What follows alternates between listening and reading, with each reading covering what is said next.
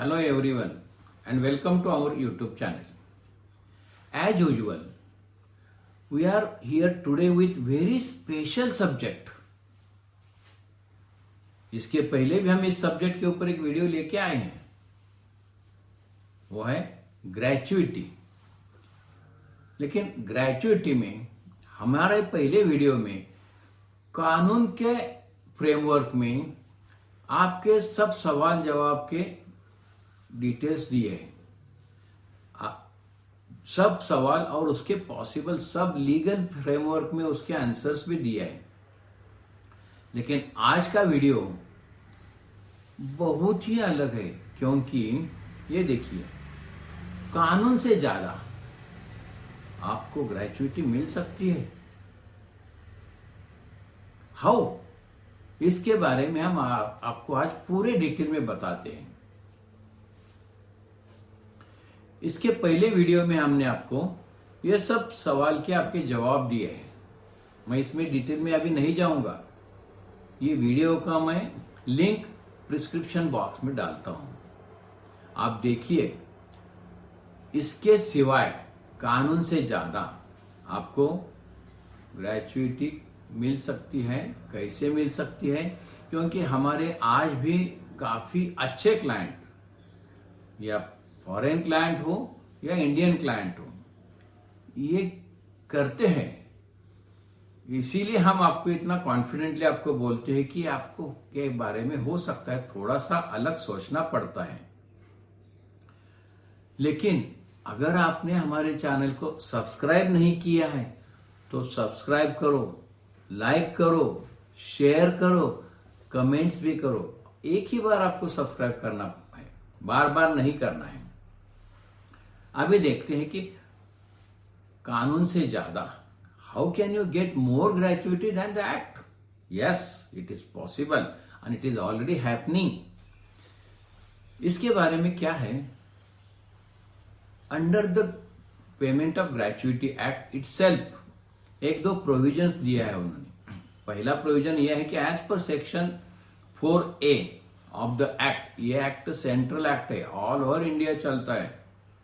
इसके अंदर आपको एक कंपलसरी ट्रस्ट बनाने का रिकमेंडेशन है एक्ट का। लेकिन इसके बारे में हर एक स्टेट को अथॉरिटी दिया है कि इस लाइन के ऊपर आप अपने रूल्स इंट्रोड्यूस करो और इंप्लीमेंट करो।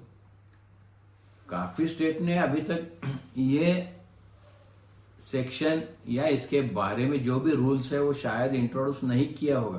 फिर भी पॉजिटिव एम्प्लॉयर्स, केयरिंग एम्प्लॉयर्स ये सब करते हैं। हम भी हमारे क्लाइंट के लिए ये सब करते हैं काफी सालों से।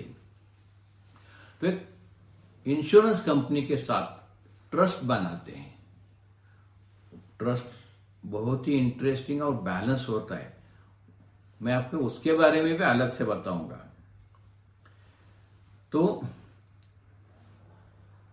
इंश्योरेंस कंपनी के साथ ट्रस्ट बनाते समय कुछ प्रोविजंस आपको, मतलब आप एम्प्लॉयर को ध्यान में रखना पड़ता है।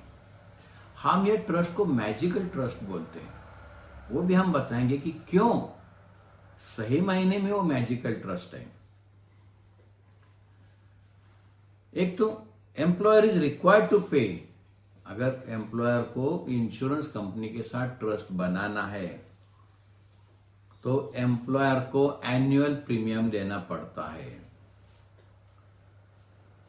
और एनुअल प्रीमियम नॉमिनल होता है।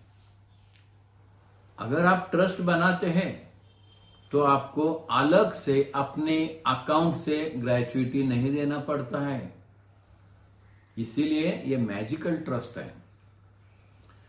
तो एनुअल प्रीमियम देना पड़ता है। काफी पॉजिटिव प्रोफेशनल ऑर्गेनाइजेशंस ऑलरेडी ये ट्रस्ट बना के इंप्लीमेंट करते हैं, और ये बहुत ही फायदेमंद है। इसके बारे में अगर एम्प्लॉयर चाहे तो एक्स्ट्रा बेनिफिट के बारे में अपनी पॉलिसी में कुछ अलग प्रोविजन करके रिस्पेक्टिव एम्प्लॉय के साथ बात करके उनके तरफ से भी थोड़ा कंट्रीब्यूशन ले सकते हैं। It is beyond the law, तो ये भी पॉसिबल है। और दूसरी बात, यही दिस एक्ट के अंडर ओनली एज पर सेक्शन 4 सबसेक्शन 5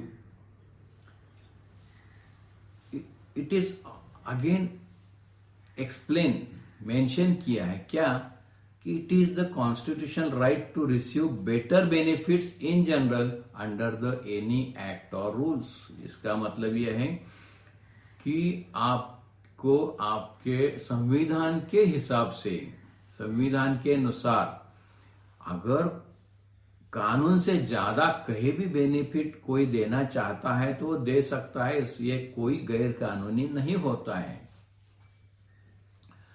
ये है, इसके अंडर क्या है, ये प्रोविजंस के अंडर एम्प्लॉयज यूनियन, आप ध्यान में रखो, जब भी जहां कहां जिस कंपनी में एम्प्लॉयज के यूनियन होते हैं, ऐसे यूनियन उनका वेज सेटलमेंट हो या कोई भी बड़ा सब्जेक्ट हो, उस दौरान ग्रेच्युइटी के बारे में एम्प्लॉयर के साथ निगोशिएट करके ज्यादा ग्रेच्युइटी के बारे में भी प्रोविजन कर सकते हैं। वो depends on employers and employees relations, दोनों के संबंध कैसे है उस हिसाब से या तो एम्प्लॉय थोड़ा थोड़ा कंट्रीब्यूट भी कर सकते हैं या तो एम्प्लॉयर खुद अपने अकाउंट से डाल के एम्प्लॉयज कॉस्ट में वो ऐड कर सकता है। Some employers being positive, responsible and caring their employees' future at their own, ऐसे भी लोग हैं आज कि वो ऐसे एम्प्लॉयर है कि जो अपने एम्प्लॉयज का फिक्र करते हैं, उनके फ्यूचर के बारे में सोचते हैं, उनके फैमिली मेंबर्स के बारे में सोचते हैं और वो ये थोड़ा जो भी प्रीमियम है वो अपने अकाउंट्स देते हैं। यह अभी नीचे के पॉइंट बहुत ही इंपॉर्टेंट है। क्यों कि ड्यूरिंग सच इंश्योरेंस कवरेज, अगर आप प्लान करते हैं कि ये इंश्योरेंस का ट्रस्ट बनाना है तो ये जो ट्रस्ट है, सर्टेन एग्रीमेंट और contracts with the employees can be done, ये हो सकता है। कैसे हो सकता है?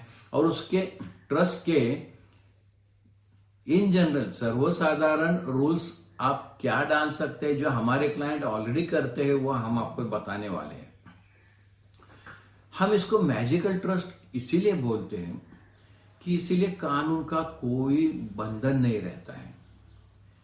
अभी देखो, कानून में under the gratuity act eligibility criteria for 5 years, unless and until you complete 5 years of your service you are not eligible.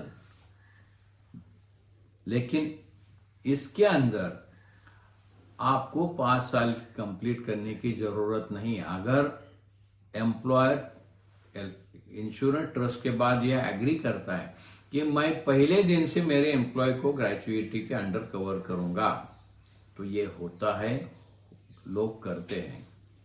दूसरा है कि ऐसे ट्रस्ट के बारे में अगर कोई एम्प्लॉय ज्वाइनिंग के पहले दिन ही अनफॉर्चुनेटली डेथ होता है, एक्सपायर होता है, और उस समय उसका अगर एज 20 years है और वो कंपनी का रिटायरमेंट एज का प्रोविजन ट्रस्ट में 60 years है, तो ऐसे केस में, ऐसे डेथ केस के बारे में एम्प्लॉय के फैमिली को 40 साल का डेट ऑफ ज्वाइनिंग से डेट ऑफ रिटायरमेंट 40 साल का ग्रेच्युइटी अमाउंट मिल सकता है, और ये होता है। दूसरा यही इसी लाइन पे, even on the date of joining employ if unfortunately, तो ये हमने अभी कवर किया है। इन सच केस, अभी ऐसे केस में देखो, ग्रेच्युइटी एक्ट के अंडर तो 15 दिन का प्रोविजन है मिनिमम, तो ये तो बाइंडिंग होता है, उससे नीचे किसी को अलाउड नहीं है। लेकिन अंडर द ट्रस्ट ये नंबर ऑफ डेज ग्रेच्युइटी जो है वो 16 दिन से जितना ऊपर चाहो उतना आप कर सकते हो। 21 दिन हो सकता है, 25 दिन हो सकता है, 30 डेज हो सकता है, या 45 डेज तक ये आप जा सकते हैं। तो इसीलिए ये मैजिक है।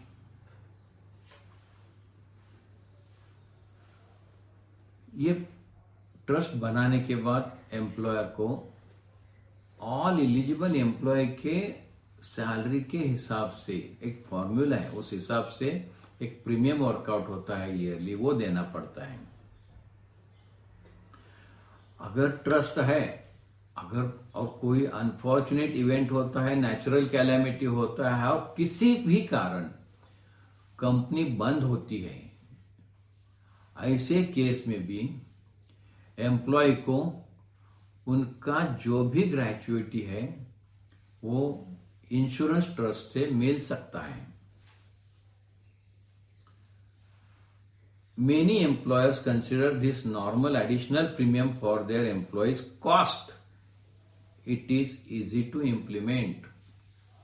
काफी कंपनीज ऐसे भी है कि जो नॉमिनल कॉस्ट है वो अपने तरफ से देते हैं और वो चैप्टर का डिस्कशन बंद कर देते हैं, और इस हिसाब से अगर वो करते हैं तो हैसल फ्री इंप्लीमेंट होता है, कोई इश्यू नहीं आता इसमें। हमने इसका एनालिसिस भी किया है, इंश्योरेंस कंपनी भी आपको एनालिसिस करके देगी कि जब एम्प्लॉय एलिजिबल होने के बाद जितना आप ग्रेच्युइटी का अमाउंट देते हैं अपने पॉकेट से, उससे ज्यादा कभी नहीं ये प्रीमियम का अमाउंट आता है। सो इसीलिए इट इज हाईली रिकमेंडेड। हम सजेस्ट करते हैं कि सब एम्प्लॉयर को ये सब करना जरूरी है। और ये सब फैंटास्टिक बेनिफिट्स हैं। और मोस्ट इंपॉर्टेंट, ये जो भी ट्रस्ट बनता है वो इंश्योरेंस कंपनी इनिशिएटिव लेती है, आपको सिर्फ आपका डिटेल देना पड़ता है, और वो इंश्योरेंस कंपनी इनिशिएटिव लेके इनकम टैक्स डिपार्टमेंट से भी ये ट्रस्ट का अप्रूवल लेती है। It's their routine job. इसके लिए इंश्योरेंस कंपनी में स्पेशल डिपार्टमेंट होता है और इसका इम्प्लीमेंटेशन इंश्योरेंस कंपनी करती है। आपको सिर्फ मंथली डिटेल्स अपडेट देना पड़ता है और जो भी एलिजिबल होता है उसका क्लेम भेजना पड़ता है, वो आपको चेक दे देते हैं। It is so simple. और सबसे इंपॉर्टेंट बात कि ये सब करने से रिटायरमेंट के बाद लोगों को ग्रेच्युइटी का अमाउंट ज्यादा मिलता है, फैमिली खुश होती है, एम्प्लॉय भी खुश होते हैं, उनके काफी प्रॉब्लम सॉल्व होता है। इसीलिए ऐसे केस में काफी एम्प्लॉयज जॉब चेंज करने का सोचते नहीं, और इट इज एक ये अच्छा तरीका है एम्प्लॉयर को भी, मालिक को भी, कि अपने एम्प्लॉयज को पकड़ के रखना, रिटेन करके रखना। It is most important tool.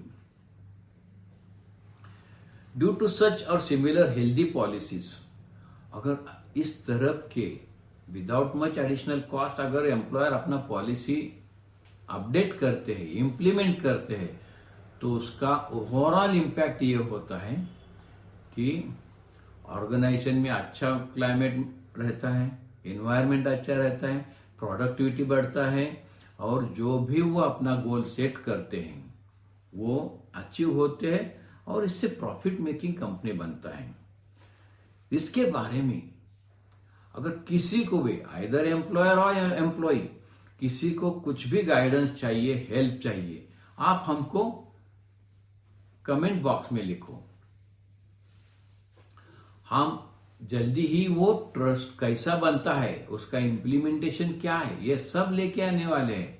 लेकिन अगर आपने हमारे चैनल को सब्सक्राइब नहीं किया है तो याद से सब्सक्राइब करो, कमेंट करो, अपने फ्रेंड्स में शेयर करो। हम नेक्स्ट वीक में जल्दी ही ऐसा ही वीडियो लेके आएंगे आपके लिए। तब तक के लिए धन्यवाद।